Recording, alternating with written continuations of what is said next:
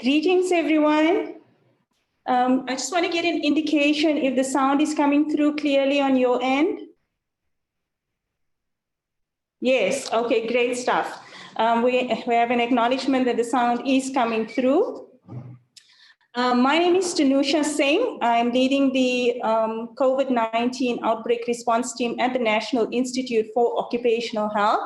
Thank you so much for your patience. I know we're a few minutes late, but we have had a number of participants that have subscribed, and so we had to link to our YouTube link as well. So thank you so much for that. It gives me great pleasure to welcome you on behalf of the National Health Laboratory Services and the NIOH. As some of you may know, the NIOH has been conducting a series of COVID-19 training sessions for various industries and on various topics. And today marks, I think, the 28th session. So we are really pleased to be conducting this session on COVID-19 and controls in the workplace. I think this is fundamentally the crux of flattening the curve. As we know, the virus does not move unless we move it. And thus, if we can control it in our workplaces through a multifaceted approach, then we are going to be making great strides in the fight against the virus. The team at NIOH is really pleased to have many of you registered for today's session, and it does show us your commitment to bring about change as we all strive towards healthy, safe, and sustainable workplaces. We endeavor to make the training accessible to as many people as possible, and hence all our sessions are recorded and the material is available on our website. So please take some time to visit and navigate through the website because there's a host of resources available to you. The website is zero-rated to 9 major service providers in South Africa. And we are also very grateful to have received funding from the Health and Welfare SETA for training on COVID-19 through a partnership with WITS Health Consortium. And Mr. Sagik Pillay will give a few words on this great initiative, again, to make training available to as many people as possible. So without further ado, I'd like to once again thank you for joining today's session and also thank the team that has been involved in the behind scenes to get this session together. And I wish you a productive training session. And I hand over to Mr. Ashraf Raycliffe, our program director, who will take you through the program for today, as well as a few virtual housekeeping rules. Thank you. Thank you very much. That was Dr. Tanusha Singh, who is the head of the National Institute for Occupational Health COVID-19 Outbreak Response Team, as well as head of the Immunology and Microbiology section here at the NIOH. Thank you for that, Tanusha. So before we proceed to introduce Mr. Pillay, Mr. Sagik Pillay, on behalf of the WITS Health Consortium, just a quick reminder that at the bottom you will see that there is a question and answer box there. I hope I'm pointing at the right place.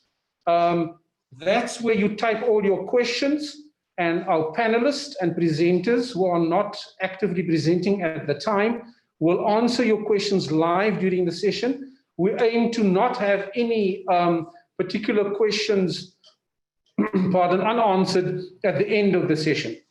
The chat one over here, I think I'm pointing at the right place, is the one where you should please only make comments or make queries with regard to administration, and we will also give you the email address for the administration team at the WITS Health Consortium for any relevant queries you may have for them.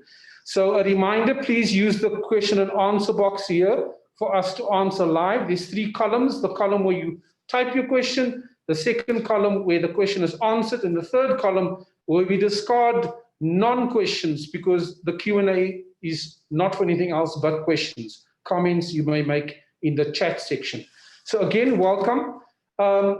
For all of you who are on this session and are registered with a professional body that has already accredited this particular COVID-19 webinars, you are entitled to CPD points, and therefore it was important for you to complete on the registration page all your correct details for the purposes of a general certificate of attendance and for the purpose of CPD points. So that's just getting some of those out of the way. A reminder, you are muted, and we have had almost 2,000 registrations for the session, and the session can only allow approximately 1,000 people on, and that's why we are streaming via YouTube, and there will be a repetition of this particular session at a later date. So on our program, I will introduce Mr. Segi Pillay, who will give a few words of introduction from the WITS Health Consortium. Next on the program is my colleague, Dr. Mpumi Ndaba. Mpumi will deal with hierarchy of controls and engineering, hierarchy of controls and engineering controls in the workplace for COVID-19. And then followed by Dr. Odette Valmink. Odette will deal with administrative controls, PPE, personal protective equipment, and medical screening for workers. So that's the one that follows. And then we have our final presenter, that's Dr. Charlene Andraos. My apologies, I put Ms. there, and correction for you formally. Guidance on the routine and deep cleaning of workplaces when COVID-19 positive cases have been identified is the topic that Charlene will deal with. And then we will have hopefully a sufficient time at the end to deal with question and answers. So can I just check if Mr. Segi Pillay of the WITS Health Consortium is online? Good morning, Segi. Right. I'm unmuted. Hi, Ashraf. Good morning. Good morning. Welcome. Please proceed. Thank you very much. Let me see if I can get this camera going. Can someone allow me to start the camera? Yeah, I think you may just supposedly unmute or the camera at the bottom of your screen. No, it's saying cannot start the video because the host stopped it. Oh, can you just check that for us, please, Glenn? One moment, everybody, just sorting out a small little issue here. Technically, we all, most of the functions, and then there we are. I'm now done. and again, we need to be reminded. There we go. I think that should do it, isn't it? Yeah, that should do it. I'm not, I don't see. Yes. Is there a picture? No.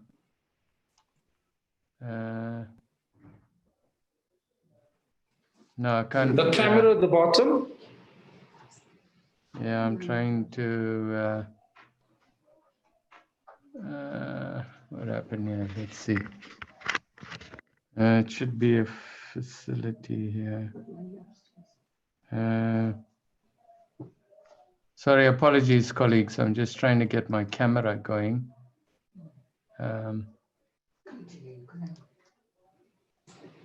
No. Okay, I can't seem to get this camera going. I'll probably just speak without the camera. Ashraf, thank you very much for this opportunity. We really appreciate you making time to include me for a minute or two in this session. Perhaps in retrospect, it may not be such a bad idea that my camera is not working because I haven't had a haircut for 4 months. So I look really quite weird having tried to cut my own hair a couple of days ago and made an absolute mess of it. So colleagues, good morning and welcome to this session. I'm Segi Pillay with the WITS Health Consortium. The WITS Health Consortium is part of the University of Witwatersrand, and it's an enormous privilege for us to partner with a prestigious and organization with such enormous experience as the National Institute for Occupational Health. And I think many of you are aware that NIOH is a division of the National Health Laboratory Service. And again, you know, the provider for lab services for the majority of South Africans. And on COVID itself, almost 80% of all the testing requirements are provided by NHLS. So It's a huge privilege for us to be part of this partnership with the National Institute. But more importantly, colleagues, I'm not sure whether you're aware, but these training sessions have only been possible because of the progressive position that the Health and Welfare SETA has taken, and at very short notice had agreed to make funding available so that these webinars and information related to the management of COVID, ensuring that the workplace is safe as 8 million workers return to work, etc., was possible because of this funding that's been made available. And more importantly, the Health and Welfare SETA went further to ensure that there's no obstacles for individuals who may not have data.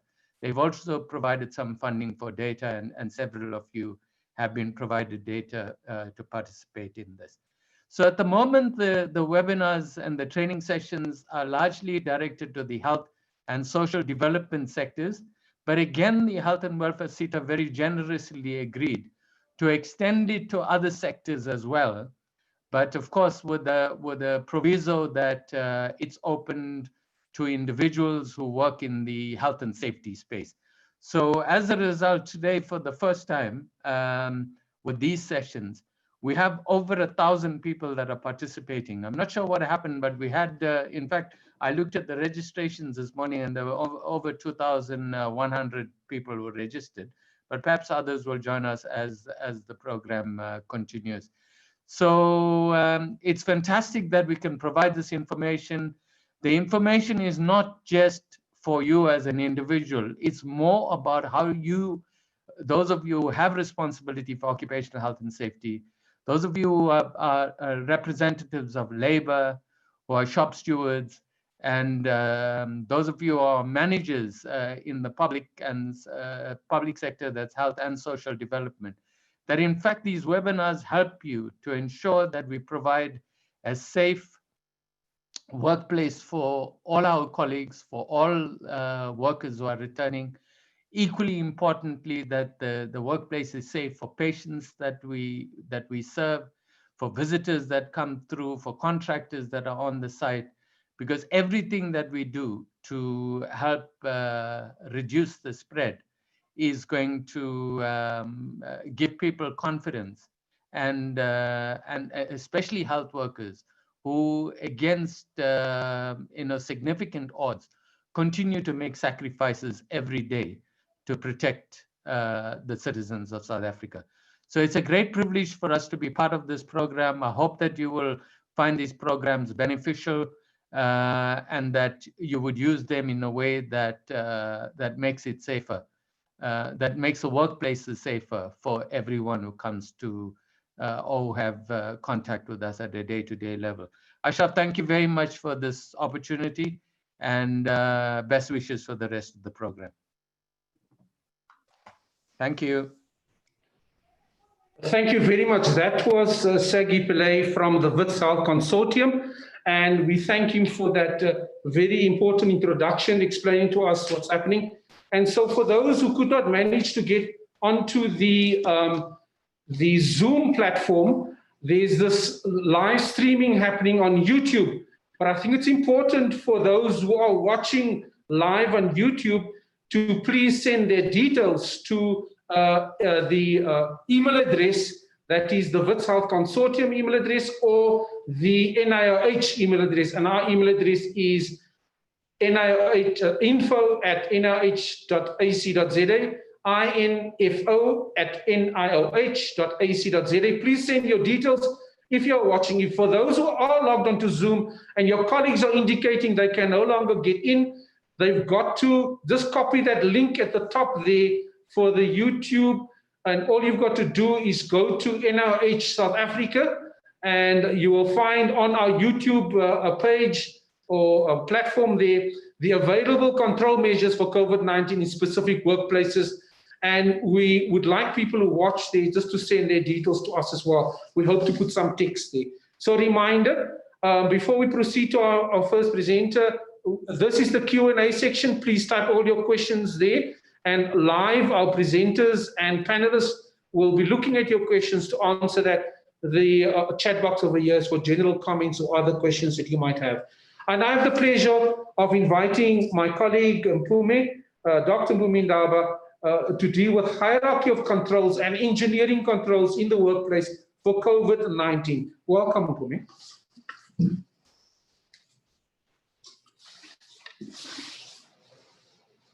Thank you, Ashraf.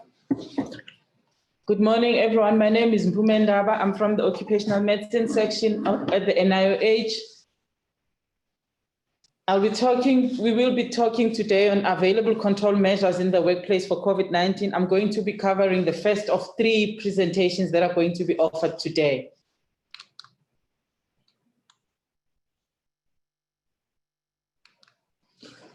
So as a way of background, before we talk about controls in the workplace, we assume or we need to have done a risk assessment in our workplaces. So basically, the risk assessment involves identification of various hazards. But in this instance, we're looking at the coronavirus as the hazard that we are focusing on, but we're not forgetting other hazards in the workplace. So as part of the risk assessment, what's the risk from exposure to coronavirus? The risk is that you might be infected and actually get COVID-19, which is a coronavirus disease. And just a recap, the transmission of this virus is through droplet spread and contact with infected person or a contaminated surface. And it's very important that we take with us the knowledge from previous presentations regarding part of the symptoms. We know what symptoms associated with this. Mainly, it's a respiratory virus. So the symptoms initially are respiratory, but they're not only limited to the respiratory system. But the biggest issue around symptoms is that we know now that some people are not symptomatic, but they are carriers, they're infective carriers. So there might be people who don't necessarily show any symptoms or who complain of any symptoms, but they have potential of infecting, like the virus can actually transmit from those people to other people. And also we know that approximately 80 to 85% who are infected have mild disease. These are all the issues that we take with us as we look into our workplaces, which are more disease or hazard specific.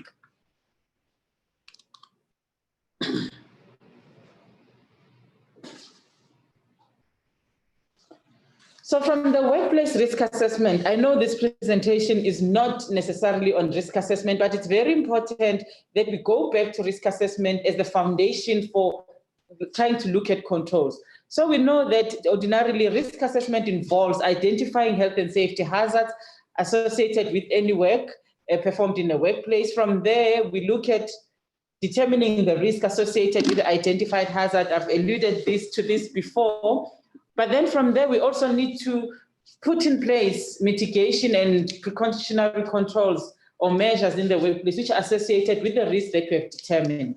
And then from there, we look at, maybe you might find that there are existing controls. So from there, we look at monitoring or reviewing these controls. Do these controls that have been in place, are they still applicable to COVID-19? Or maybe they might have been for other, hazardous biological agents as well.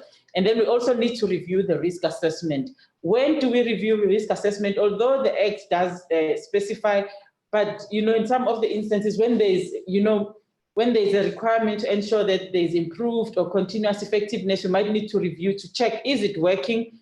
And also the employer needs to review this risk assessment when we receive comments and advice from Health and Safety Committee. But specific to COVID-19, when there's evidence that despite control measures in place, you continue to have evidence that there is a risk, or maybe there is evidence of transmission, then you look at from your workplace, what have you not, are your controls in place? Are they effective, or do you need to optimize these controls?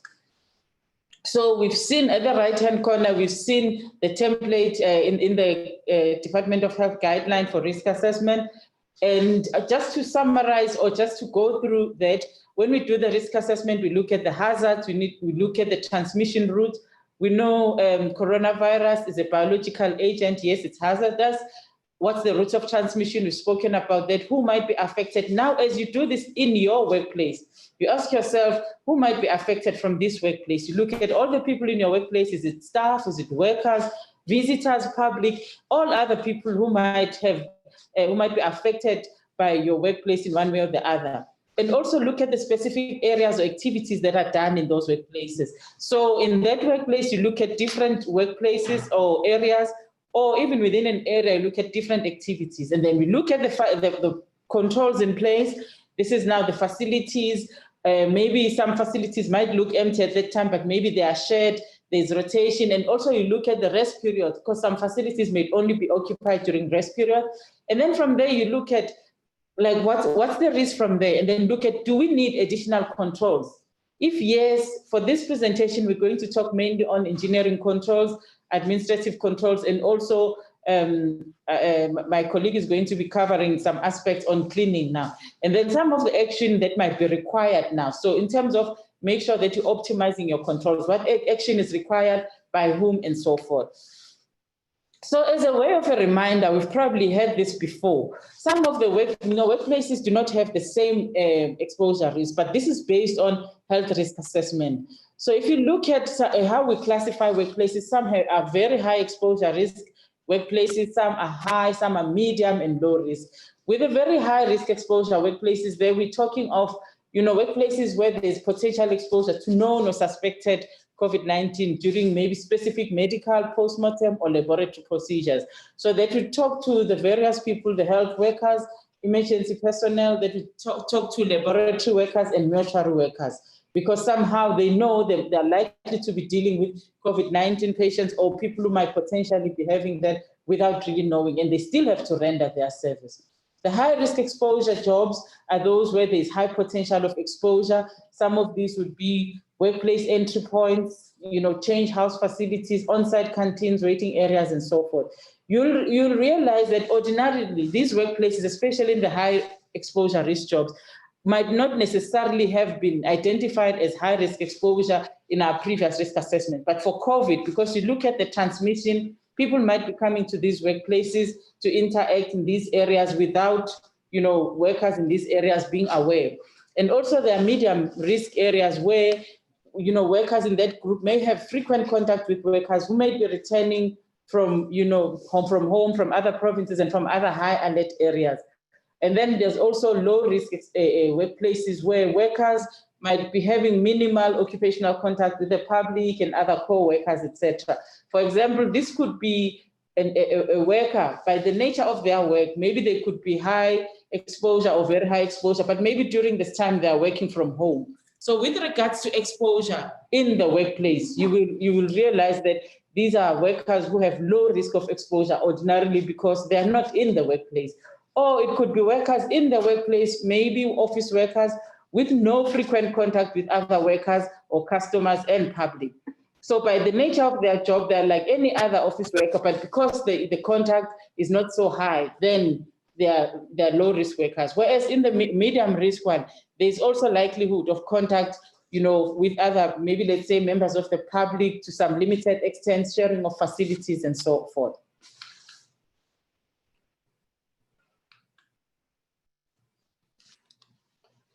So now, how do we mitigate risk in the workplace? So when we mitigate risk in the workplace, we talk about, before we talk about even how do we deal with somebody who has had a positive test in the workplace, we need to primarily try and prevent people from acquiring disinfection from the workplace and also minimize their risk. So we look at different measures, and through these we talk about the hierarchy of controls, which I'm going to talk to later, which is an approach that we use in workplaces.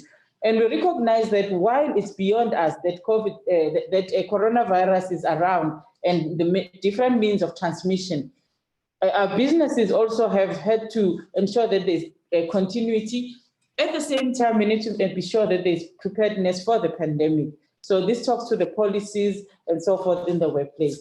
And we also need to ensure that there's education and training of people in our workplaces, actually more risk communication about how to prevent this. Then there's secondary prevention and tertiary prevention, which my colleagues are going to be talking to, which is mainly now that someone has been exposed or someone has actually had an infection, how do we deal with them?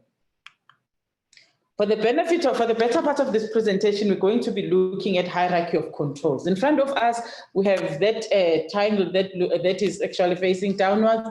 At the top of the triangle, you can see there's the different colors, but at the top, it's the most effective intervention. At the bottom, it's the least effective intervention. So as you go from top to bottom, it talks to the effectiveness of various interventions.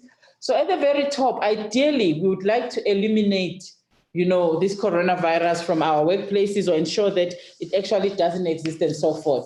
This is now referring to physically removing this hazard. At the beginning of the pandemic, we were talking about how can the workplace be prepared. And as a result, that is how there was lockdown and people had to be at home or work from home so that workplaces were free from this. That was somehow assisting with ensuring that it actually doesn't get to the workplace to make sure that workplaces are free of COVID-19. But now, as it has happened, the infection rate has increased, has progressed. A lot of people have come back to the workplace. So if you look at the next intervention, be it substitution, this is where we talk about replacing the hazard. It might not necessarily be applicable at this stage for COVID-19. So the next control looks at engineering control. This is how we isolate or physically separate people from the hazard. And then the next one talks to administrative control. So we change the way people work. And then also the last one being personal protective equipment, which is how we protect the worker. So the bigger principle on the hierarchy of control is that we need to reduce or eliminate worker exposure. But how do we do that while the worker has to come to the workplace and in the background of the COVID-19 that's in place in our country? So the key principle in the workplace is that we have to try and use a combination of strategies, starting with the most effective where feasible and also using the other ones. So what I'm trying to say here is that in most workplaces, it might not be feasible or maybe even effective to just jump to one and say, because we've done that, then we're not going to have the risk. So for example of elimination, where workplaces had closed, unfortunately, we've had to open, which is the reason why we moved to the next control level, but also trying to combine with the various other controls. And then, so when we talk about the hierarchy of controls, we're actually talking about, it's an approach of moving from the most effective to the least effective protective measures. And like I've said, if you look at the trial, elimination, it was tried before when workplaces were closed, but it might not be feasible. So for the benefit of coronavirus and the workplace, engineering controls on our hierarchy of controls seems to be the most effective, or might render itself to be the most effective compared to the ones that are going to follow below. But it does not mean that you can only implement these engineering controls and forget about the other ones. It's very important, ensure that there's something from the top, but also you might get assistance from the other controls. So elimination, as I've said, I've spoke about the lockdown and so forth, and substitution might not really be applicable during this time. So engineering controls, as I've said, they look at isolating people from the hazard. And the engineering controls, they're not necessarily depending on workers' compliance. For example, you might inform people that it's important that we do this. Before you enter this facility, you need to ensure that you've sanitized your hands and so forth.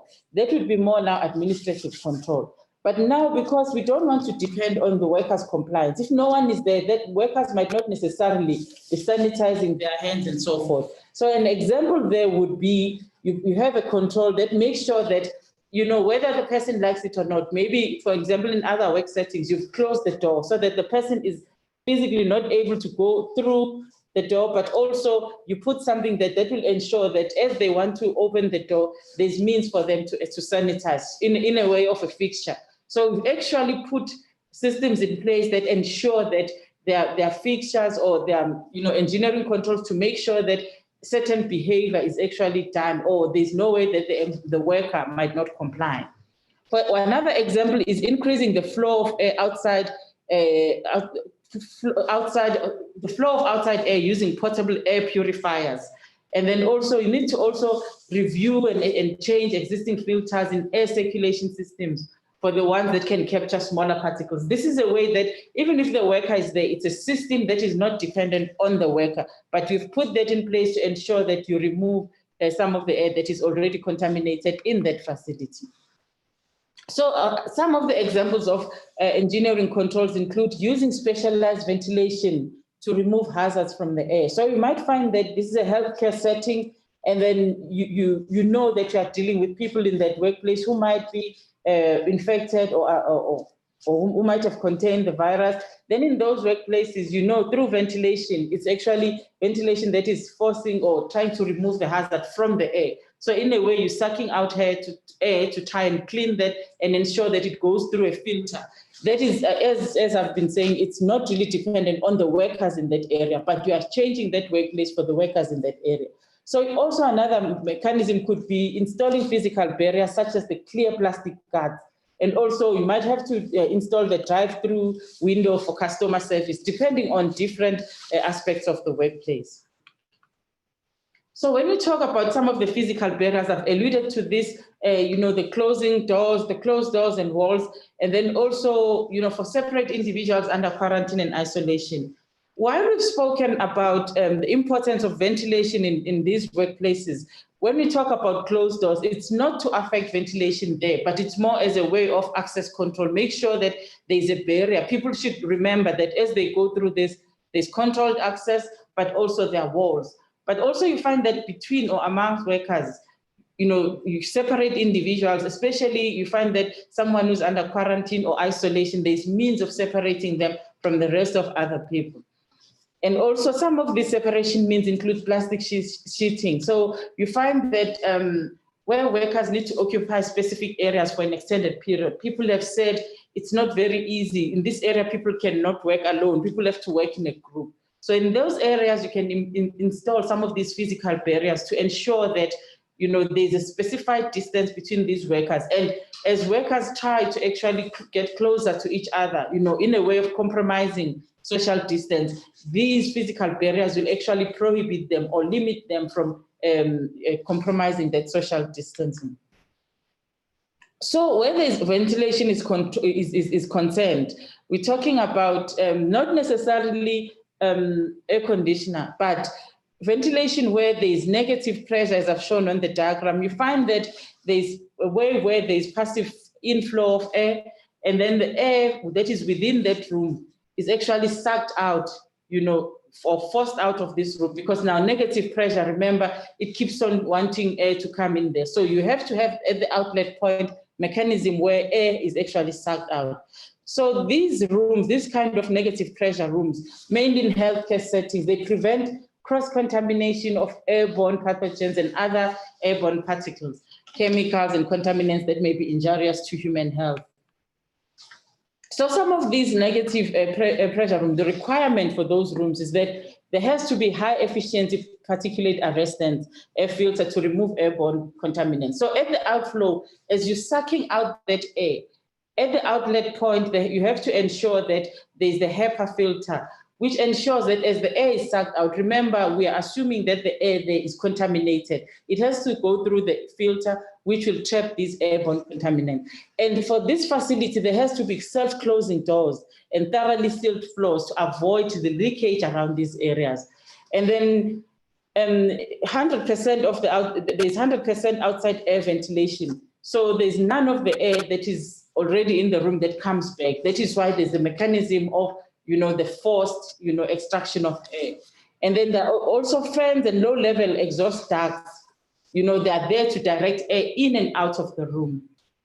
And then there's the supply air ducts and exhaust air ducts, also they're independent of the building's air supply system, because you don't want to end up contaminating the whole building.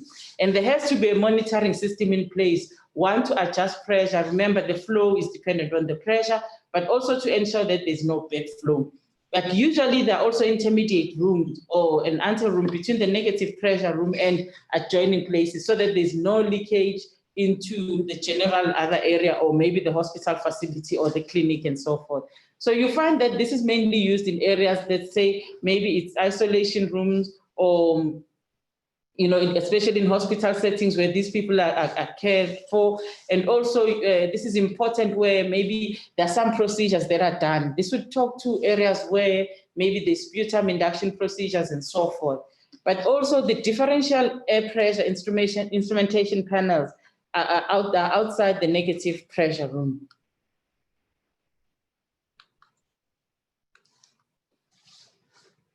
So while on this room, we spoke about ventilation in this room. There's the airborne infection isolation rooms. So this is an example where there's proper ventilation.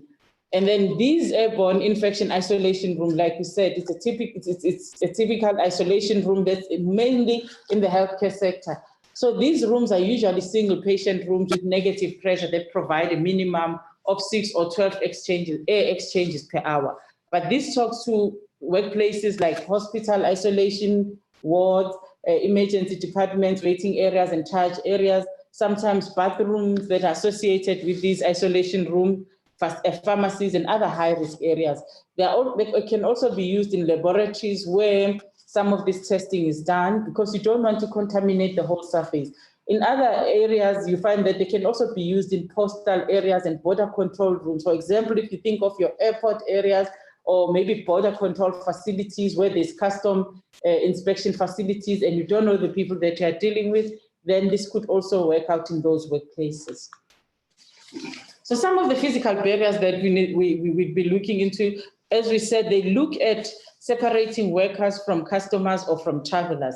For example, we've mentioned the clear plastic shielding. So in a workplace where public shares with the worker, or it's your workplace and you're attending to public or you're serving public, these seem to be the shielding of choice because it actually protects the worker. Remember, while we're in the workplace, our primary role is to protect the worker, but ensure that people who come to our facilities are also not affected. So this would talk to also dedicated private rooms with closable doors. You know, for example, as I said, in customs areas, you also might need to isolate the traveler, from countries with COVID-19. So this would be more of a screen, and then also there are also closable doors. But also you also use the isolation and ventilation facilities where available in the facility, the air-controlled, isolation rooms, where if it's possible, this could work in hospital sector, in airports and so forth. But also one of the other means that have been used is the contactless thermal sensor thermometers, where you know that you have to screen your workers, but without having where workers screen your passengers and also workers screen have to screened amongst each other without having contact between the person who's doing the screening and the public or the people being screened. Then you use these thermal sensor thermometers, which are contactless, as opposed to using the contact or contacting the person who's being screened. So in some of the communal work environments, you find that it's always easier to have break rooms and frequently used areas. So in those areas, you might find that maybe it's a conference room. So we need to configure those areas such that workers are spaced at least 6 feet apart. This is now 1.5 meters to about 2 meters to ensure that there's physical distancing. So when maybe there's a conference room, it works, or maybe even a clinic facility waiting area. It always works that you mark these areas up front to say, even when people come to a meeting and no one is there, they must know these are the areas where they can sit. And also what also seems to work as engineering controls is removing or rearranging chairs and tables. So if you put your chairs around the table and then mark other chairs as this is where you sit, you might find that if people are out of space, they are tempted to use the chair where we have said they need not sit. This is the concept of removing or even adding partitions to tables to ensure that this is a physical barrier that ensures that the practice that you want is adhered to and exposure is minimized. So this applies to training and conference rooms, but also ensuring that there's hand washing stations or hand sanitizers with at least 60% of alcohol in areas before people go to. And also these hand washing stations and sanitizers specifically, where possible, they need to be contactless. And then where people come in, maybe you find a lot of your workers come in through a station or clocking in or clocking out station, because it's around the same time, that encourages crowding. So you can reduce crowding in clocking stations by making sure that these stations are spaced apart so that there's not a big group of people trying to converge around that station, but also trying to use touch-free clocking methods. So in areas where there's food preparation or processing workstations, not necessarily for food, or any workstations where there's processing, we also need to ensure that to modify the alignment of those workstations, as we said, the marking, the signs, but also physical barriers. So as I said, sometimes you include a number of controls in one place. So you might have strip curtains there. You might have to separate workers and ensure that some of these impermeable dividers or partitions are in place, and ensure adequate ventilation in work areas to help minimize workers' potential exposure. It's very important that as part of engineering controls in food preparation areas, you need to minimize air that usually blow from fans to, because that is the kind of air that would be a hazard to another worker as it blows from one worker directly to another. But also personal cooling fans should be removed from the workplace to reduce the potential spread of any airborne, or aerosolized viruses. But also you need to also be sure that you're preventing the heat hazard, which is where we talk about manual tile, open doors, windows, and so forth. Also encourage that the ventilation in those areas is natural ventilation, but where that cannot be done, look at the other means of ventilation like mentioned before. And as I've mentioned, hand washing stations and hand sanitizers should be in place. So what has been used as well is that in areas where you're serving a lot of public members, rather than allowing people to come into the building, maybe people need to look at food outlet services being, drive-throughs, but also healthcare. There've been a lot of talk about chronic patients might have to fetch their medication, and that might have to be pre-packed.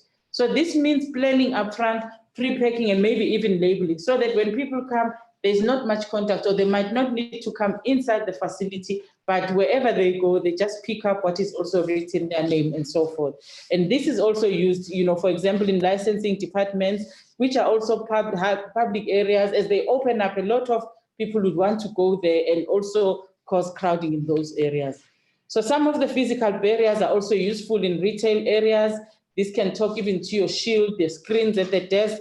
The workplace is also trying to ensure that there are shields there, or sometimes the sneeze guards, which are almost like shields, which ensure that, be it a customer or the servant, or the worker, when they sneeze or so it sort of catches that sneeze area. It sort of captures such that, or it's designed such that whoever sneezes does not affect the person who's on the serving side or on the receiving side of the service.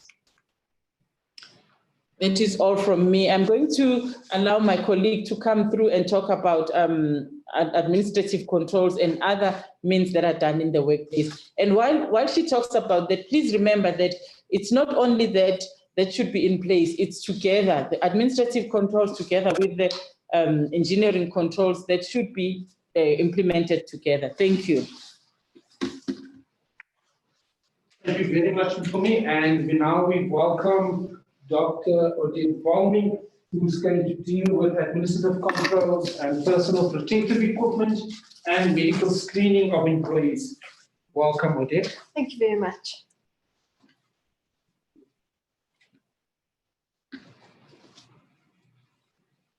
Hi, good morning, colleagues. Thank you so much for this opportunity to engage with you this morning. So just getting our presentation up. As Ashraf said, I'm going to be talking to administrative controls, personal protective equipment, and medical screening of employees. As my colleague Mpumi said, that when we're tackling a hazard within the workplace, we try to look at control measures within the hierarchy of looking at, firstly, elimination, substitution, and engineering controls. And these controls are more effective because they don't actually require any kind of behavioral change from the worker. However, the administrative controls and the PPE does require some behavior change from the worker, and so is oftentimes less effective. Now, looking at control measures, it's good for all workplaces to start with a workplace plan of action and basically develop a contingency and a business continuity plan for the event of an outbreak being in the community or in their specific workplace. And this should outline or prepare the organization for the possibility of the outbreak and have a strategy with how they are going to keep the business running, even in the event of a significant number of workers or contractors or suppliers not being able to come to work. This plan should be communicated to workers as well as their representatives and also contractors that come to the site. And it's important to emphasize within the plan the importance of staying away from work, even if workers or contractors, visitors have only mild symptoms of illness. This plan should also address sick leave arrangements as well as mental health issues that may come up or social consequences that could be as a result of a case of COVID-19 in the workplace. And not all businesses have the same resources. And so for small and medium-sized businesses that don't actually have in-house occupational health support, it's important to consult information from the public health sector and the labor authorities in advance and prepare for an emergency and not start looking for information when you have a case in the workplace. It's also important to consult any guidance from each specific sectoral organizations that may be useful. Where feasible, as we know, we need to promote teleworking across the organization and allow workers to work flexible hours in order to minimize crowding in the workplace. And it's also critical to appoint a COVID-19 compliance officer. And this compliance officer will oversee the implementation of the plan and the adherence to the health and safety measures with consultation from the Health and Safety Committee in the workplace. So other administrative controls that really need to be looked at now that there's an introduction of a new hazard in the workplace. We need to relook at the infection prevention and control and standard precautions that we do within our workplace. We need to relook at our occupational health policies to ensure that it covers issues of COVID-19. We need to look at controlled access. My colleague spoke to that a little bit earlier. And even within controlled access, we need to put in place screening procedures to ensure that people who are symptomatic stay out of the workplace.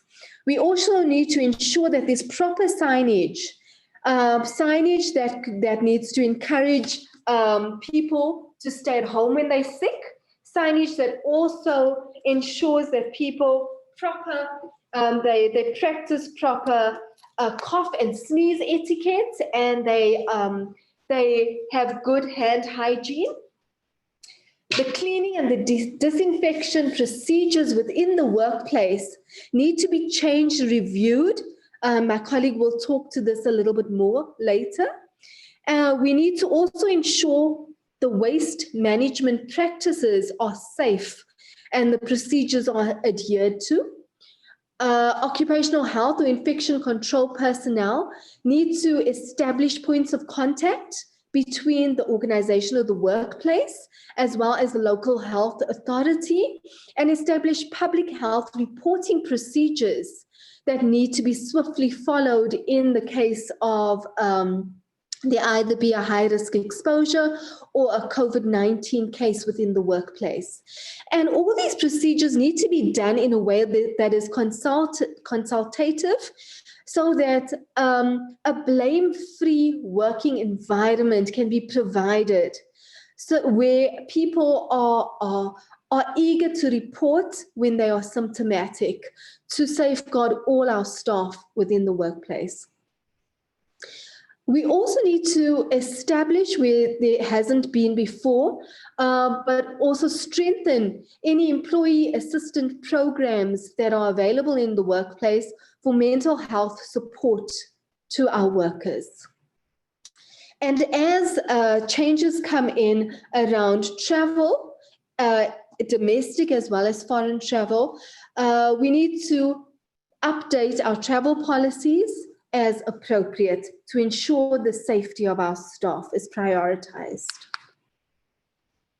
Now, all these changes that actually happen in the workplace, it's important that our workers, this is communicated to our workers, and our workers are educated and informed about not only the disease that is now prevalent, but also about how it's transmitted and how it can be transmitted within the workplace, as well as what kind of control measures are in place. Infection prevention and control, including hand hygiene and respiratory hygiene practices, need to be addressed, and workers need to be educated on these practices. Where workers are using PPE, the correct donning and doffing, as well as the disposal of this PPE, needs to be educated, or workers need to be informed of this. Also, the benefits of the influenza vaccination to prevent co-infection with influenza should be communicated to people. And our workers need to know not only about the disease and how it's transmitted, as well as controls within the workplace, but they need to know about the symptoms and how to monitor themselves for symptoms. And should they have any symptoms within the workplace, what systems are in place for them to report these symptoms, and what sick leave policies would then apply when they are ill in the workplace. The policies regarding sick leave need not to be punitive,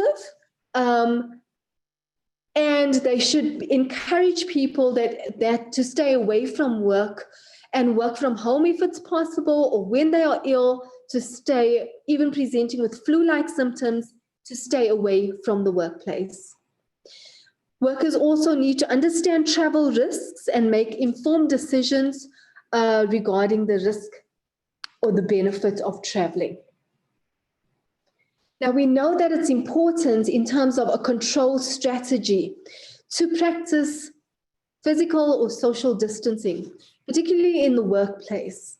And my colleague spoke to a few different strategies, particularly in the engineering controls, that could be used to assist with physical distancing.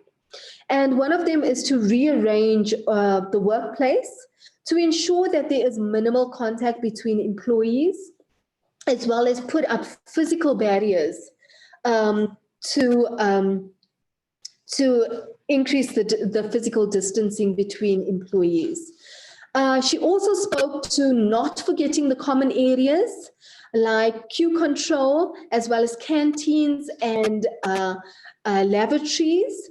And some of the control measures that could be put in place also include staggering of break times to avoid concentration of workers in common areas.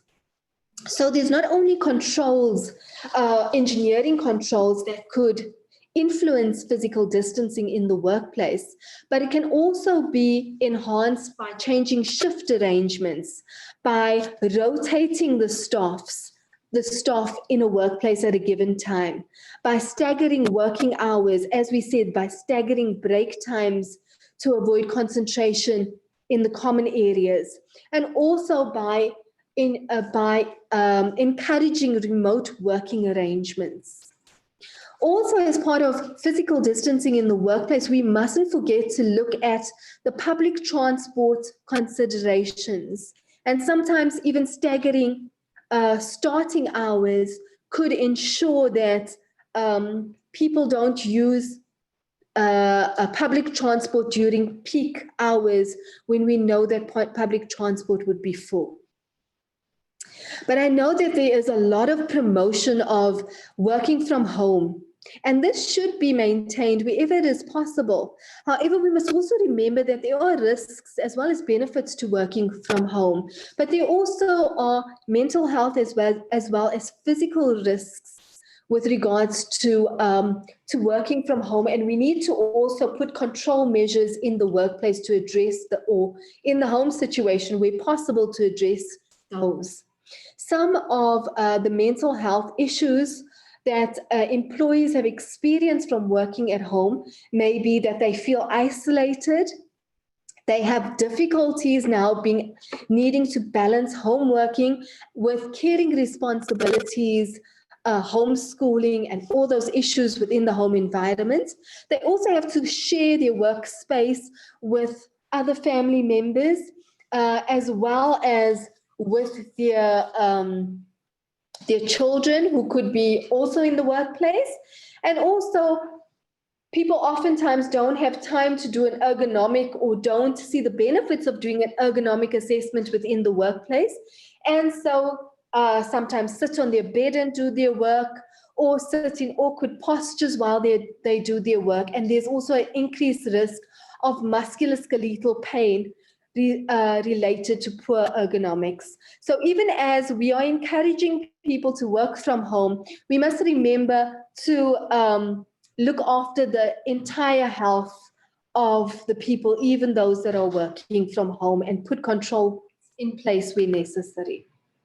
In terms of dealing with sick leave absence, in this time, it's important to have policies in place and use discretion on the need for medical evidence for a period of absence where the worker is advised to quarantine or to self-isolate, as long as we are following the advice provided by our national health authorities.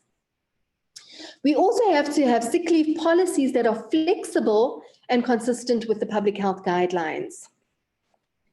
And the employers should maintain flexible policies that permit workers to stay at home and also possibly care for sick or dependent family members, as this may actually be a necessity at some point in some people's circumstances.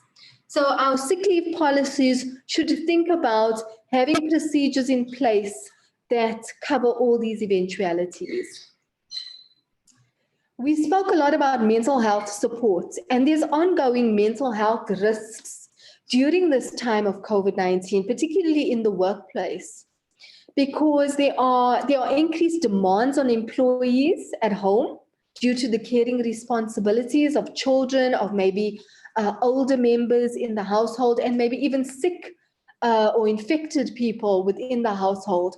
People are also concerned during this time about finances, about job security, and there's changing of workloads, and also a change in the work location as a possibility. People also may have bereavements at this time, as well as an anxiety or fear related to being infected with COVID-19 themselves or their family becoming infected. So we need to think about, in the workplace, having a whole systems approach that focuses on supporting our employees' mental health and maintaining their mental health, and also preventing mental health issues and disorders within the workplace because of these risks. Because we know that there is a close link between workforce well-being and the organization or the company's resilience and productivity. So this is an issue that does require some thoughts. With regards to PPE, or personal protective equipment, if you remember that inverted triangle that we saw a little bit earlier with regards to the hierarchy of controls, we said this control requires quite a bit of behavioral change. And so it's the least effective of all the mitigation strategies. So PPE can be effective, but it should be effective within a complete package of control strategies. And the type of PPE that is required and is protective needs to be informed by the risk assessment that is done, looking at what risks are in the workplace, identifying these risks, and also identifying the controls within the workplace. And as the employers need to ensure that there's adequate PPE available and appropriate PPE available. Now, in terms of the highest risk of workers, the highest category of risk of workers, the healthcare workers involved in aerosol generating procedures, and those that are doing tracheal intubations or in non-invasive ventilation or CPR or tracheostomies and procedures like that. for them, particularly for that risk assessment, they should ideally have a single pair of disposable gloves, respiratory protection, which is N95 respirator or higher, gowns that can either be disposable, or if they aren't disposable, to wear aprons, should the gowns not be fluid resistant. And these, when PPE is used, it needs to be discarded according to safe practices. And these kind of practices need to be communicated to the workers.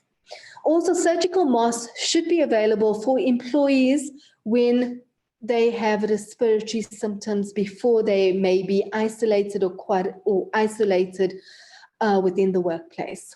And also, we need to align ourselves with the regulations of our country regarding cloth masks and other forms of PPE. I'm so sorry. Okay, that's just a picture.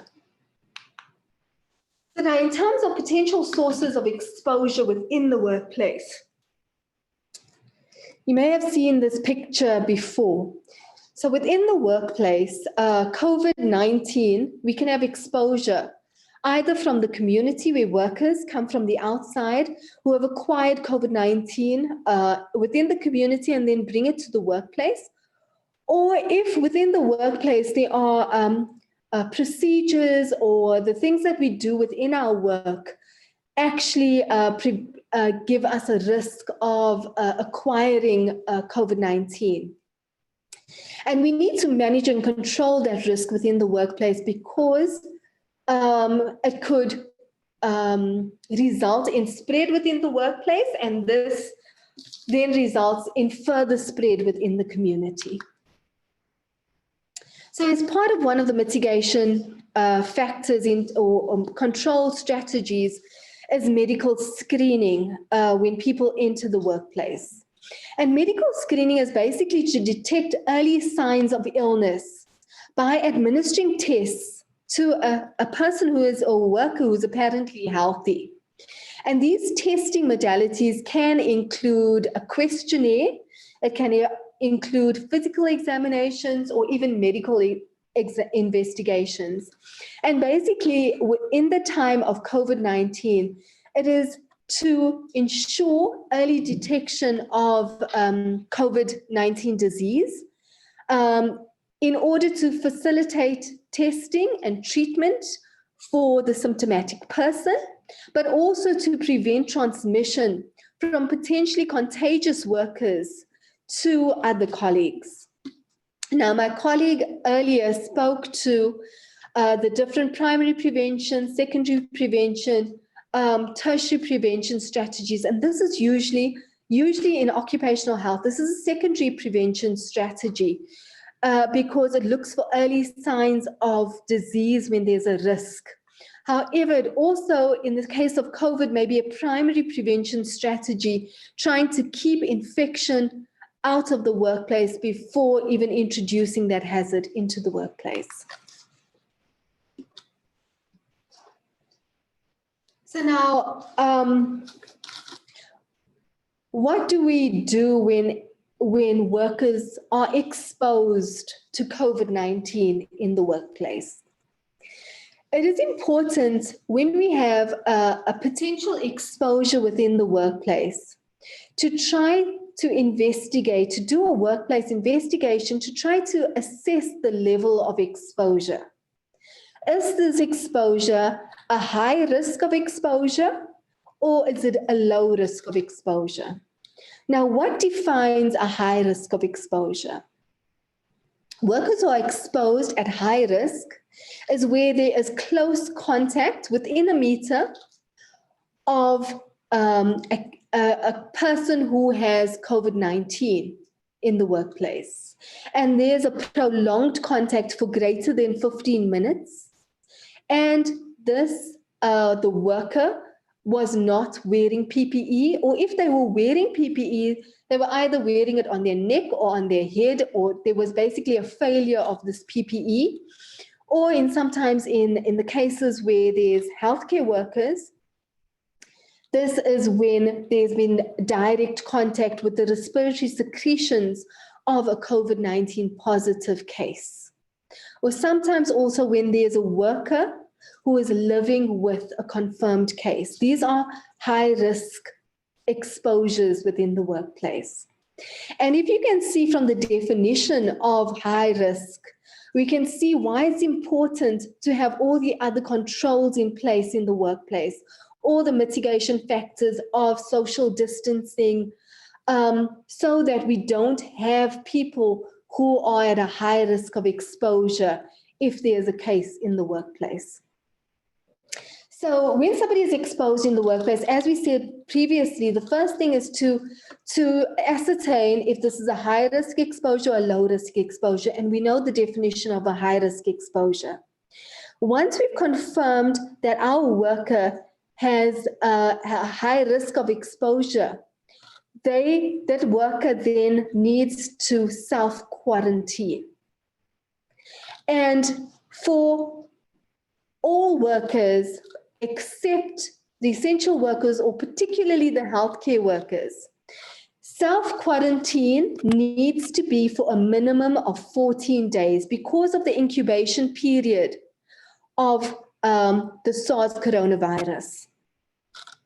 So when there's a high risk of exposure, workers need to be self-quarantined for a minimum of 14 days.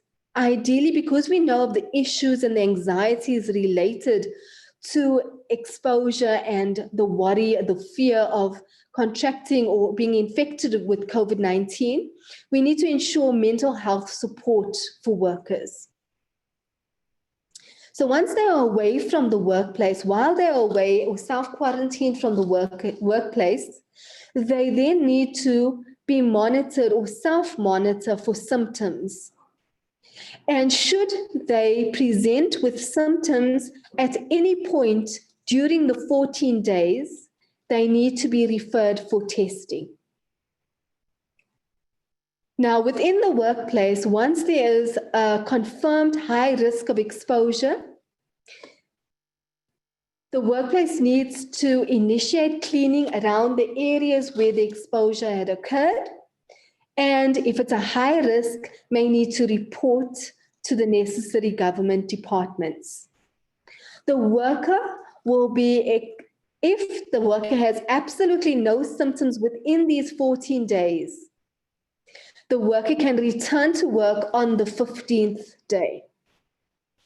So this is the procedure for the majority of workers. The only time where this procedure kind of deviates from the norm is with regards to essential workers, particularly healthcare workers, because with the burden of this disease on our workforce, our healthcare workforce, we need to ensure that there are enough healthcare workers to be able to assist in caring for the infected people. So that's why there's only a slight deviation with regards to healthcare workers, where it says that self-quarantine can occur for a minimum of 7 days. And this is also with where the person is being screened and self-monitored for symptoms. If no symptoms occur within the 7 days, they can be tested on the 8th day. And if on the 8th day, the PCR test is negative and they still have no symptoms, they can come back into the workplace. And this is particularly for where it is anticipated that there will be staff shortages, and they will come back to work with work restrictions, which we'll talk about a little bit later. So that is the only deviation. The normal scenario for 97% of workplaces is that the employee needs to self-quarantine for a minimum of 14 days, be monitored for symptoms. If at any time symptoms present, be referred for testing, and only return to work if they are not symptomatic on the 15th day. So as I said, when a worker is exposed within the workplace, we need to ascertain if it's a high-risk exposure or low-risk exposure. And if we've ascertained that it's a low-risk exposure, which says that basically the worker was more than 1 meter away from the COVID-19 confirmed case, they had an engagement for less than 15 minutes, or they were within a meter, but they were wearing appropriate PPE to protect them. And also, the exposure is considered to be low risk if the COVID-infected case was wearing the appropriate surgical mask, which we know sort of controls the respiratory secretions at the source. So if we've identified that the worker is being exposed and it's a low risk of exposure in the workplace, a workplace investigation needs to be done to ensure that that exposure risk classification is correct, and it should be confirmed with the line manager. And if this is the case, an employee can continue to work and self-monitor for symptoms for 14 days. Should they be symptomatic at all, they should be referred for testing and be removed from the workplace. Now, what happens in the workplace when we have a worker who is diagnosed with COVID-19? So when we have a worker, we have a confirmed positive case in the workplace. It's important to ensure that reporting, the necessary reporting is done. Now, just to speak a little bit about reporting, all cases of COVID-19 need to be reported to the National Department of Health because it is a notifiable medical condition under the National Health Act. And so usually what happens is that the practitioner who makes the diagnosis facilitates the notification procedures. However, if it's occupationally acquired, if we feel after an investigation has been done that the infection has come from within the workplace, either a healthcare worker or specifically if there was somebody working in the public and they had contact with a known positive person, then these cases need to be reported to the Department of Employment and Labor, the Inspection and Enforcement Services. This is in line with the Occupational Health and Safety Act, which requires all occupationally acquired diseases or conditions to be reported to the Inspection and Enforcement Services, but also to the Compensation Commissioner of the Department of Employment and Labor, in line with the Compensation of Occupational Injuries and Diseases Act.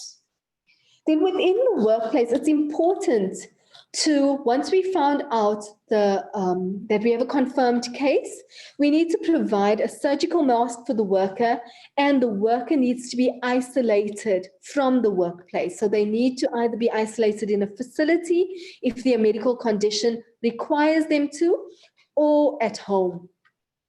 We need to ensure that the employee's clinical condition has been assessed and treated, and that they have the mental health support that is necessary, as well as they have the appropriate sick leave issued to the employee.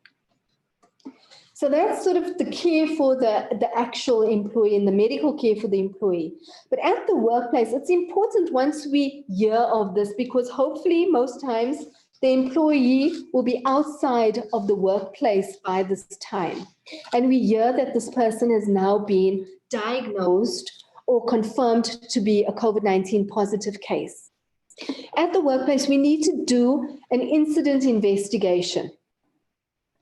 And this incident investigation needs to basically look at the modes of exposure and look at if there were any lapses in controls, so that the risk assessment can then be reviewed and the necessary controls and the PPE requirements need to be tightened and controls need to be tightened. We also need to look at who were the contacts, the close contacts of the employee that had a positive test, so that the workplace can work with the Department of Health to ensure that contact tracing is done, but also people who are in high risk exposures to that worker then are quarantined away from the workplace and monitored for symptoms.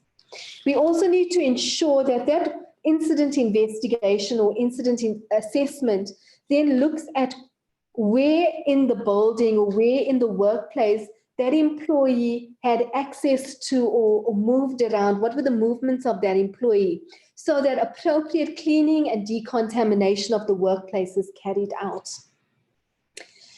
And then once the workers who have now been isolated away from the workplace have recovered, usually recovery, they say, takes about 14 days after symptom onset, and those are mild cases. And in severe cases, this can be a little bit longer. Only on recovery can they come back into the workplace, and often with restrictions. So then we'll just talk a little bit more to return to work, or when should a worker be excluded from work. The CDC presents two strategies. There's either the test-based strategy that can be used, oftentimes where there's a surplus of tests, where we can test asymptomatic people. And they say in these cases, when we're using this test-based strategy for determining when somebody can come back into the workplace, it needs to be when that employee who is positive for COVID-19 has a resolution of their fever. And this is a resolution of fever without the need for using fever-reducing medicines like the Panados, like the non-steroidal anti-inflammatory drugs. He has a reduction of fever even without any medications. And also there's an improvement of the symptoms. So this person is not symptomatic anymore. And they have 2 consecutive swab specimens that are negative for COVID-19. Then they can be reintroduced into the workplace. And that is by using the test-based strategy. However, in our situation, because of limitations in the number of tests available in our country, it may be a better idea to use the non-test-based strategy. And basically this says that workers can return into the workplace after there has been a resolution of the fever without using medicines, and also an improvement in the symptoms. So they should have no fever and no symptoms for at least 3 days. And also from when the symptoms first started, at least 10 days have lapsed since the symptoms have first started. In these circumstances, a worker can be reintroduced back into the workplace. However, all employees on returning to work after either isolation, quarantine, or even if they've been positive for COVID-19 should follow general work restrictions. And these work restrictions include that they need to undergo a medical evaluation to confirm that they are fit to work. That would be the ideal. They should wear surgical masks at all times while at work for a period of 21 days from the initial test being positive. They need to implement the social distancing measures as appropriate and adhere to the hand hygiene and the respiratory hygiene and the cough etiquette within the workplace and in the community. They need to continue self-monitoring for any symptoms, and should symptoms reoccur, they need to seek medical reevaluation. In the case of healthcare workers, when they are reintroduced into the workplace, they need to avoid contact with very severely immunocompromised patients for a period of time. So workplace protocols need to be in place in the workplace to preempt these kind of scenarios with regards to how to deal with symptomatic people within the workplace, how each specific workplace is going to handle isolation, referral for testing, sick leave issues. And there needs to be workplace protocols on how to deal with a positive COVID-19 employee within our workplaces with regards to isolation, incident investigation, sick leave, return to work, as well as restrictions within the workplace on the return to work. So in conclusion, I know I'm repeating things in this last slide, but we need to minimize the risk of transmission in our workplace. And so it can't be said again, that communication with our staff, with our contractors, with our visitors, and awareness is important issue to tackle in the workplace. We need to relook at our health risk assessments, relook at the controls in place for all the hazards in our workplace, and we need to minimize the risk of spread in the workplace by having social distancing. We need to promote regular and thorough hand washing by everybody on our premises. We need to have respiratory hygiene, and we need to ensure that people avoid touching their faces, especially while they're working. Our workers need to know how to do self-assessments, where to report when they have symptoms, what sick leave policies are in place for them should they get sick. And we need to encourage, and if not even insist that symptomatic workers stay away from work.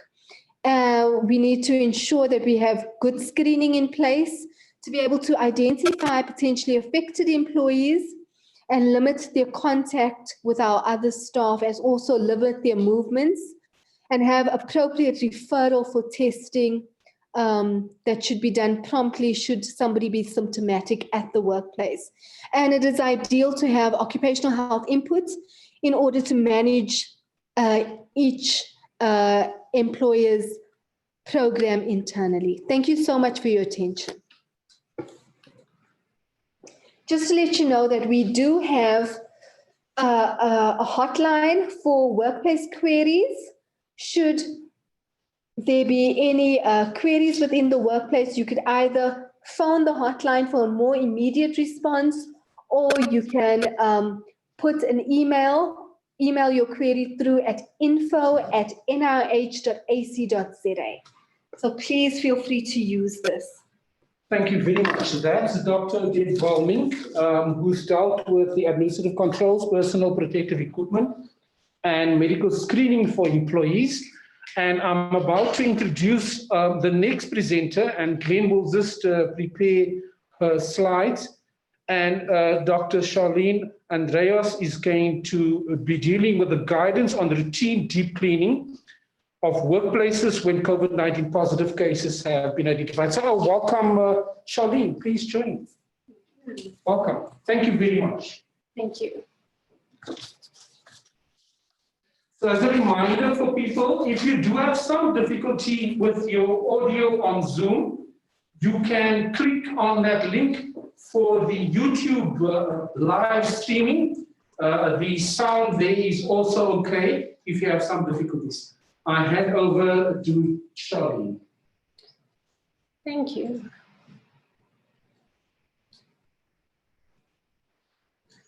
Okay, so before I begin my presentation, I would like to draw your attention to the following link that is at the first bullet point.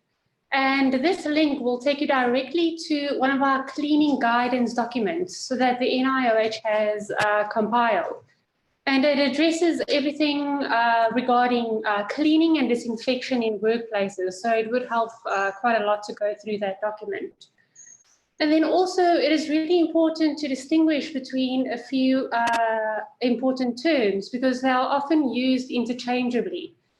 Okay, so the first is decontaminate. This is specifically the removal of pathogens from objects so that they are safe to handle, use, or discard.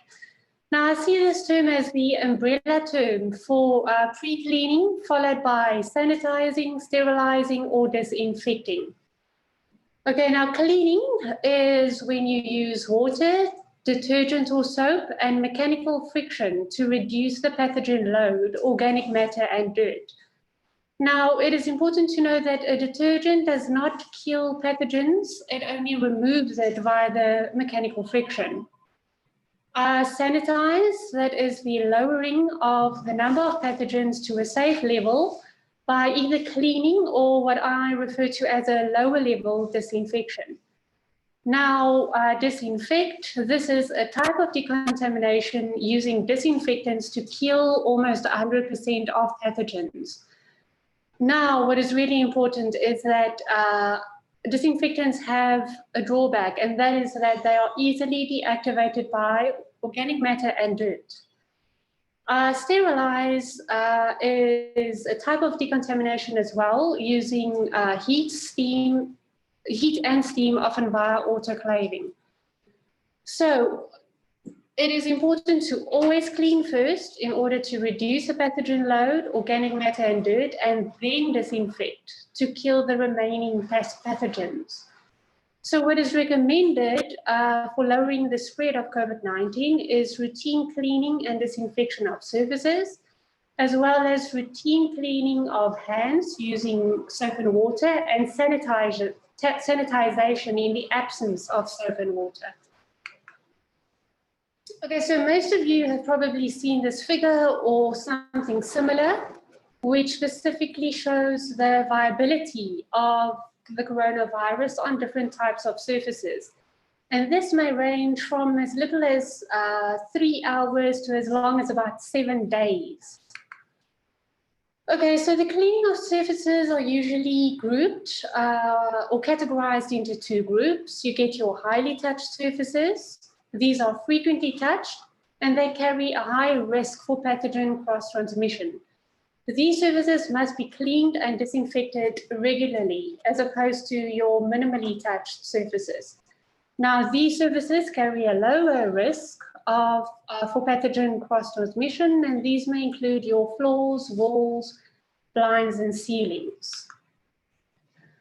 Now, the coronavirus is an enveloped virus, which means that it contains a fragile lipid membrane. Now, in a sense, this is an advantage because it is then easily inactivated by most registered and approved disinfectants.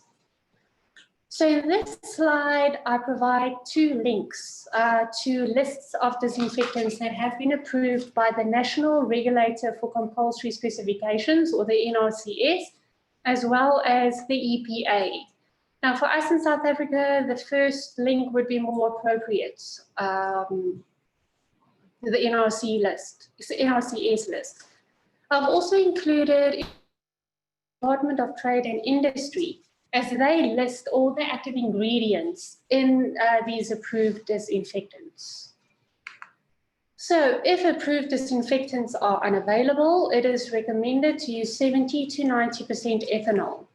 You may also use a chlorine solution, which is known as bleach or jig, and this may be used in different concentrations, which I will discuss a bit in more detail later on. You may also use hydrogen peroxide at or above 0.5%. Now, the contact time for these above disinfectants is at least 1 minute. And for those who are not familiar with the term, the contact time is the time for a disinfectant to be in contact with a surface in order to effectively kill a pathogen. So the type of disinfectant, of course, will be determined by the type of surface to be cleaned. And in most cases, you would have to contact the manufacturer if you're unsure of which disinfectant to use. So this is a slide showing specifically the calculations of how to make up a chlorine solution, whether you are dealing with a liquid substance or a powdered substance. And obviously, this would also depend on your starting concentration and your desired concentration. Okay, now for all workplaces, it is extremely important to revise the current cleaning SOPs or plans. And the EPA provides really nice decision trees that could help in this process. So the questions that should be asked is the area to be cleaned indoors or outdoors? Has the area been occupied within the last 7 days? Is it a frequently touched surface or object, and what material is it made of? Now, outside areas do not need disinfection. Areas that have been unoccupied within the last 7 days do not need disinfection. And certain minimally touched surfaces would also not need disinfection. Okay, the frequency of cleaning and disinfection is extremely important, and workplaces have to at least be cleaned daily. The frequency of cleaning, of course, will increase if the workplace operates in shifts, so you might consider cleaning between shifts, or where the equipment is shared, so therefore you might consider cleaning between uses. Disinfection is necessary wherever there's a likelihood of contamination. So that is when a suspected or confirmed COVID case is identified, and also at workplaces with high volumes of individuals likely to touch surfaces. Now, in the last 2 bullet points, I provide 2 links, and these links will take you to tables, and these tables show you or guide you as to the frequency of cleaning and disinfection, whether you are looking at a non-healthcare workplace or a healthcare workplace. Okay, so this slide shows a shortened version of one of these tables. And as you can see, the red or it is divided into the green and red areas. The green areas show the frequency and method of cleaning through routine cleaning. And then also the red area shows you what to do when a COVID case is suspected or confirmed. And what's nice about this table is that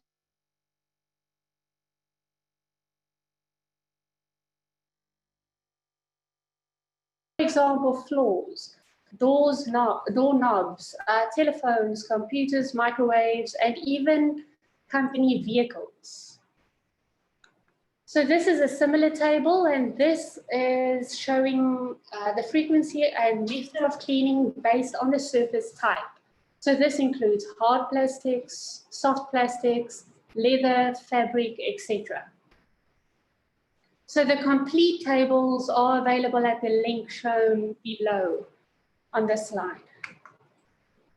So moving on to terminal and deep cleaning, it is important to know that the WHO, the CDC, and the EPA, etc., does not recommend fogging.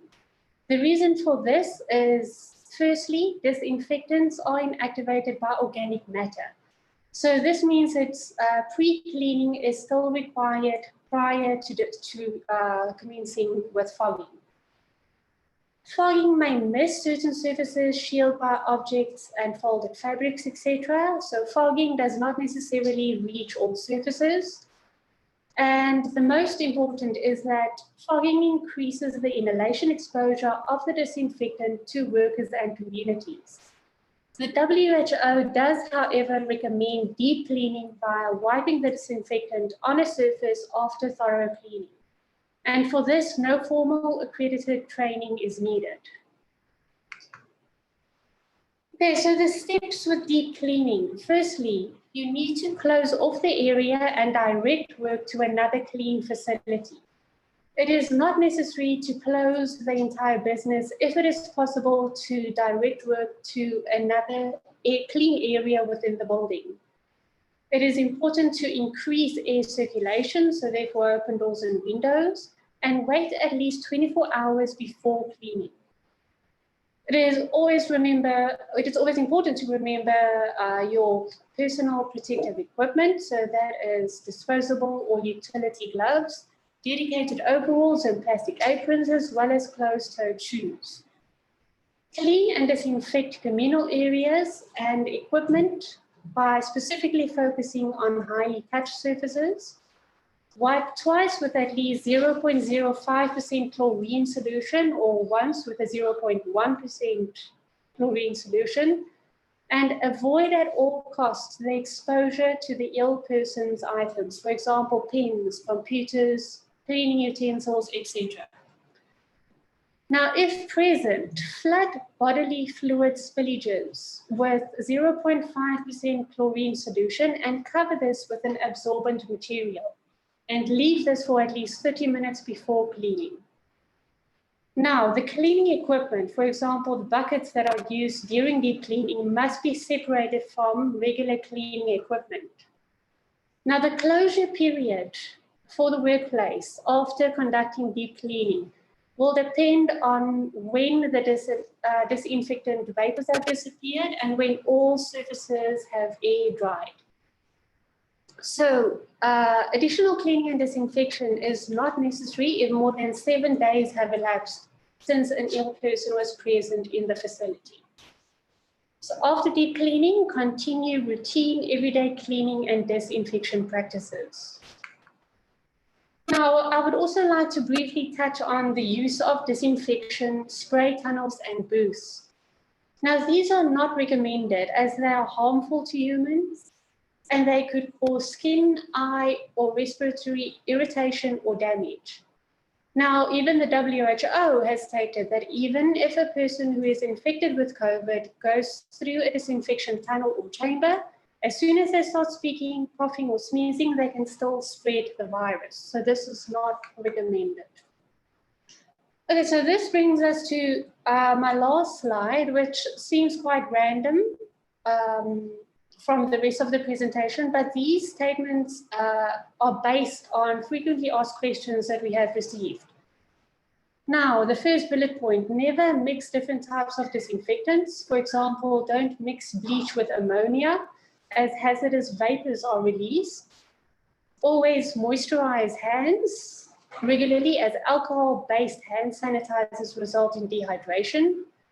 And if staff members develop skin irritations after using sanitizers or disinfectants, always inform the occupational health practitioner or specialist or contracted dermatologist to determine the source of irritation and to perhaps recommend another product. So employers have to provide resources such as no-touch refuse bins, hand soap, alcohol-based hand rubs containing at least 70% ethanol, disinfectants, and disposable towels for employees to clean their hands and their work surfaces. And this comes directly from the Department of Employment and Labour. And now, as my last bullet point, irrespective of the workplace size, it is still the employer's duty to comply with Section 8 of the OHS Act and to ensure that there are funds set aside for the provision of resources. If there isn't a budget, then the employer must think of alternative methods to raise these funds. Okay, now this is just a list of references from which the presentation was based, and I would highly recommend this for further reading. And thank you very much.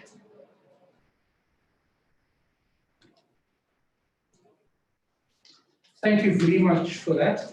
I was following on a slightly delayed YouTube channel where the sound is a couple of seconds later, but maybe you should just keep this chair there for our panel discussion. We have some time, approximately just under 20 minutes for that. I will do the adjustments of the camera. For me, if you could just shift your chair slightly to your right. Thank you. And then, yeah, we're squeezing. We are definitely 1 to 1.5 meters apart, and the camera doesn't have very good sense of depth, but can you just make sure that we are all at least in the picture? And you might have half of me, that's fine. Okay, so we have had questions being answered on the chat live by my 3 colleagues, the presenters, as well as people who have acted as panelists on our behalf, answering questions, and I will acknowledge them towards the end. With regard to the Q&A, we're going to ask some creators to share with us those questions because it seems to be keep on growing there. Should I start maybe with the first one I have here, which is the same one, eh? Is that Kasturi Governor? So Kasturi wants to know, how do we deal with staff who refuse to use a medical on underlying medical medication and states probably medical conditions, not able to perform all duties? How's that dealt with? Would it be critical for the employees' medical doctor to play a role there in providing some information, and how's workplace confidentiality dealt? Okay. I think it's you know, it's a really real issue, and people's medical information is confidential, and this needs to be handled in the appropriate fashion within workplaces. I know that we are all in crisis mode now. However, we still do need to ensure that things are done, that workers' information is protected. So ideally, you know, we do need to get this information in terms of trying to ascertain the level of risk to this employee. So we do need some kind of information in the workplace that should be provided by the the treating doctor. Ideally, in an ideal situation, workplaces have occupational health services on board. And occupational health services would then, the nurse or the doctor who is bound by issues around confidentiality and ethical guidelines would then be able to look at that medical information and be able to sort of decipher it for the manager or for the employer to say, okay, this person is fit or is not fit to work, or with these are the kinds of restrictions that this person has, as opposed to saying, this person is HIV positive, they have a CD4 count of 25. That kind of information is not really ideal for managers and employers to have. So this does need to be done in the workplace with discretion and ideally filtered so that only essential information is going to the employer or to the manager so that they can accommodate where necessary and do the things and manage that person's risk in the workplace. So it's a very important issue that you raise, and we need to be mindful of it. You know, we've crossed many barriers with regards to HIV and how to protect the workers in the workplace. So we need to remember that people's information is confidential with regards to it. Only essential information needs to be necessary, and have the necessary procedures in place to ensure that the workers' information is also protected and not divulged to the manager. Thank you for that, Udit. The next question that we have is from Marika White. If we have a proper screening system in place, but documented records are not kept, is this accepted?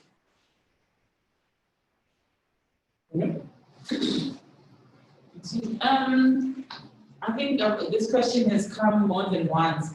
People were asking if documented records are not there. It might not be written records or at the time. Different companies are using apps and so forth. As long as there's going to be means to keep sort of those records later on. And if maybe you might recall, this is more health or occupational health information. So where something happens later down the line, maybe somebody came in today, they didn't have a temperature, and they're coming in tomorrow, maybe they've got this and that. You still need those documents, one to compare and to say maybe on that day this is what happened and so forth. So it might not be documented in the form of being physical hard copy, but it should be information that is kept somewhere, that is saved somewhere for future use. Okay, thanks for that. The next question is dealing with the issue of burials. If I'm working for a burial, I would assume that at least when a person is deceased, I would like to find out if we can have someone to assist with training for employees and how to handle.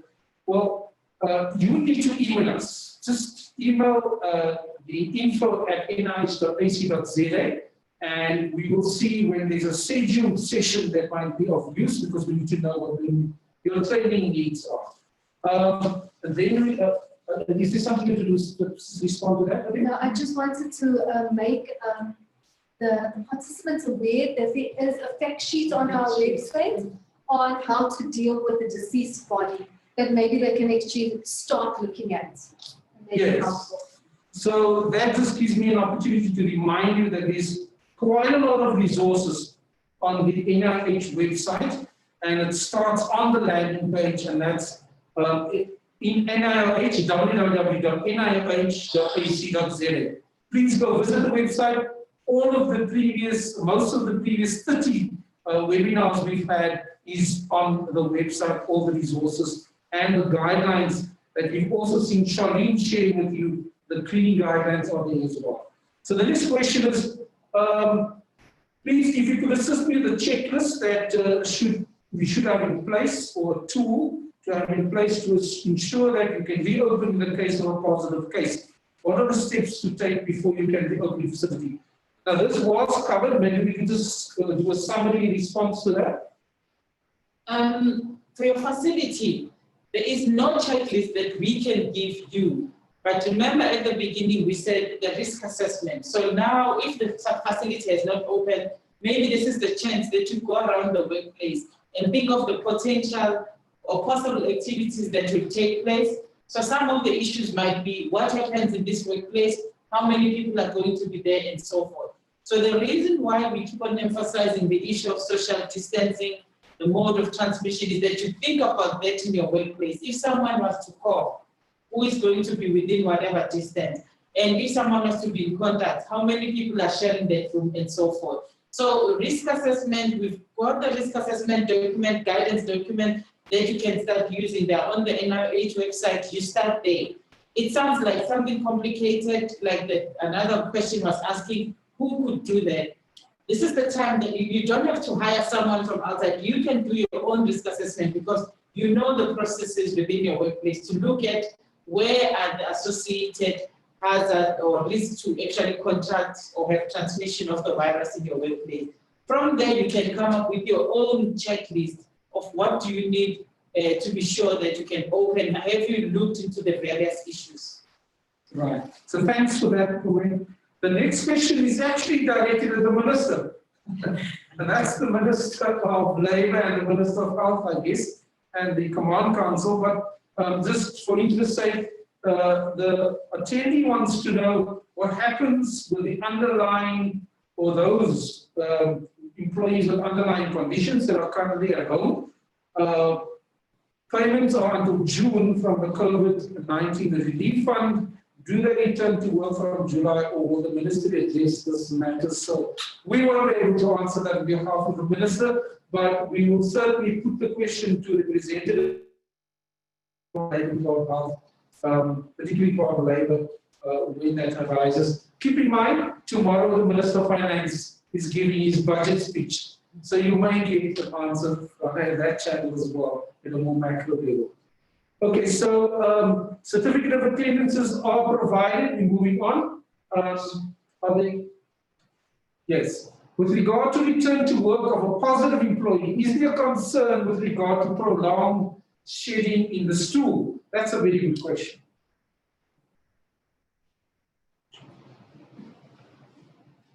Okay, first. I'm not completely sure about the prolonged shedding in the stool, but with regards to, I think that's why it's necessary to know or to have a combination of mitigation strategies. That if we're having prolonged cleaning or frequently flush handles and toilets, doors, and, and we're having a combination of good ventilation, all these kind of things, the cumulative effort of the combined combination strategies of control measures, we are hoping in the workplace is going to protect people, even people who have now been, the restriction of certain activities or wearing a mask and all these things for people who are now being introduced to the workplace, which we are hopeful that those mitigation measures, together with all the others, actually decrease the risk to other people within the workplace. We can never be 100% sure, but we're saying that when you practice these kinds of controls in the workplace, that the risk is reduced. Okay, thanks. I don't know if you want to add anything to that. No. Okay. So the next one is guidelines for primary schools, please, and I would assume those guidelines are applicable for all schools. That's an evolving area. I don't think we've got currently guidelines on our website for education as yet. We do have a fact sheet, and I believe it was even revised on schools and teachers. But because most of the guidelines that we had were more on preparedness and even, I think, awareness on the schools. We've got on our website in terms of looking around these issues of what could be done. But these are not really guidelines for us to say we are enforcing. It's really like guidelines to adapt those. But I'm not sure if maybe there's anything from the Department of Education and so forth that would actually give the guidance in terms of numbers. But our guidelines are more generic on spacing, on controls that need to be in place, what is sort of can take place. But for a primary school, we did not customize them or specify, get to that level of specification, primary school, high school, tertiary, no. I think it's important, if you listen to what Mpumi says, to contact the department, its provincial and district offices, as well as the people who are managing this particular school, primary or high school. There should be a school-specific risk assessment and school-specific protocols and procedures in place. So the next question is, what about the recent statement from the World Health Organization saying that asymptomatic persons actually have negligible chance of spreading the virus? So my sense is that's probably when there was that indication of the specialist, and then there was afterwards another comment made by them in the sense of correction. Am I correct? I don't know if you can answer that question. Okay. As far as I'm aware, that there's a potential for spread even amongst asymptomatic people who have COVID-19. Okay. So the next question, how effective is the infrared thermometer? As I understand, they are not recommended based on not a legal requirement, and the IR thermometers that most companies are purchasing are not accurate and cannot be calibrated. So are they reliable tools? Do they play part of an overall sort of control measure package? We also have a statement on temperature testing and thermometers on the NIH website. It would be interesting for the person to look at. But I also wanted to say that because this was a pandemic and it caught us, it came before we could have all the optimal measures in place. So in terms of some of the screening procedures, whether it's temperature and so forth, something had to be in place. But the onus still rests on the person who's purchasing whatever equipment to know how it works, and also ask those questions of, how reliable and how much can we read from that and how accurate and so forth. Okay, thank you for that. So the next question, we've got approximately 3 to 4 minutes left. How would physical distancing apply for persons with disabilities in the workplace who require the use of a personal helper? What would be the appropriate measures that's required when there might still need to be some level of closer proximity from time to time?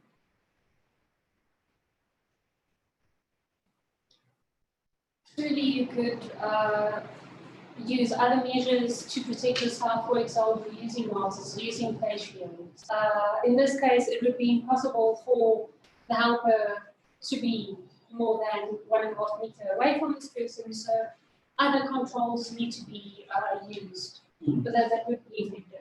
And in terms of masks, would one recommend perhaps the mask applicable to health workers, frontline health workers who are in very close proximity to their patients, in the case of this person who might need a helper? No, the mask that we are talking about, that's PPE now. So in terms of, if you look at, you have an assistant, and then this is the person with who's living with a disability. Now, the same would apply in the workplace. Do they need a mask or not? But if not, it would be a matter of the person who's taking care of the person with living with disability, for them to protect that person with disability, then maybe use of masks for, like the cloth mask and so on. But, we need to be separating these two in terms of, is it PPE, is it related to the activities and so forth. But if maybe the person who's helping this person with disability has a medical condition and so forth, then that is something else. So we look at everything around what is it that they're going to be doing, who should be using what, and so forth. Thank you very much. That's an excellent answer, because it's not one size fits all. It's specific to the actual factors at play with regard to the two workers, the helper and the person who might need assistance. Well, let's just deal with this very last question, because we've got just about a minute left. So can suits or gowns be reused if swabbing employees? So this is clearly within a health setting or within the sort of community tracing that is being toned down. I'd like to just catch that and actually change the question slightly. The suits, the gowns, somebody is going to come and ask about the mask and so forth and so forth. We have a beautiful guideline on our website as well that talks about PPE. Why I'm saying this, I'm not going away from this, is because I don't want us to go zoom into one thing and then tomorrow we come back asking about masks. But the general principles of PPE apply. That poster would have that as well. PPE, what are the general precautions around PPE in terms of reuse and sharing and whatsoever? It would be on that one. So can we just look at those masks as part of the PPE applicable or available in the workplace? And maybe before you go, Ashraf, I'm sorry to jump in. Can I request that I saw a lot of questions around aircons. After I did the presentation, there were a lot of questions around, can we use aircon can we refer to an aircon as means of ventilation? The ventilation that we are referring to here is ventilation whereby there's going to be means of filtering the air that comes from that room. So what aircons normally do, they circulate the air that is in that room, and they also add the cooling function. But it doesn't mean that we know unless the aircon is specified. So the emphasis on ventilation is trying to change the air that is in there, making sure that whatever facility that takes out the air has the filtration, the purification. So we call it a HEPA filter there.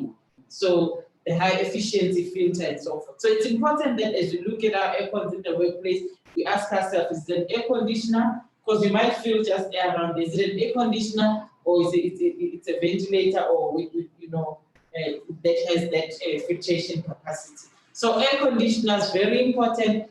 They're not necessarily means of ensuring that it's a ventilation related sort of what's this engineering control.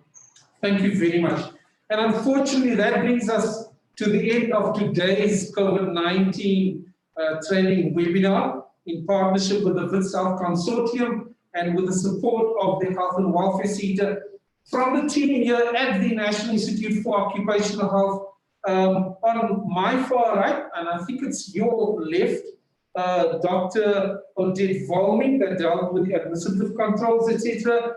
And in the middle, there's Dr. Charlene Andreas, that dealt with the guidelines with regard to cleaning and deep cleaning. And this is next to me is Dr. Mpumi Ndaba, that dealt with the hierarchy of controls and engineering controls. We want to remind you that you must visit the website. This recordings and presentations of today's session will also be uploaded onto the website, and all of the previous 30 sessions we've dealt with thus far, the records are there on the website. And as you've heard, both Charlene and Mpumi kept on referring back to the website where those resources are uploaded. So I want to thank you and the representative of the VITSALF Consortium, Mr. Blake, for joining us here today. This session was live streamed on YouTube because we had 1,000 participants capacity, but the session will be repeated I think probably sometime in July or August, because there's been a swapping of events. So on behalf of the NIH, I say thank you very much for joining us today. And please, your job now is to ensure that the workplaces have all the preventive measures in place and that workers and yourselves are protected. And when you do find, unfortunately, there may be COVID positive cases, that those cases be dealt with appropriately. Please use all the resources on the website and this session to ensure that you strengthen these workplace health and safety management systems in your workplace.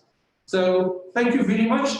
We'll keep the chat box open for a moment, just to make sure that you can add any contact details you have there, especially if you have been watching via the YouTube stream. You could email your contact, your details to info@nih.ac.za. Thank you. Goodbye.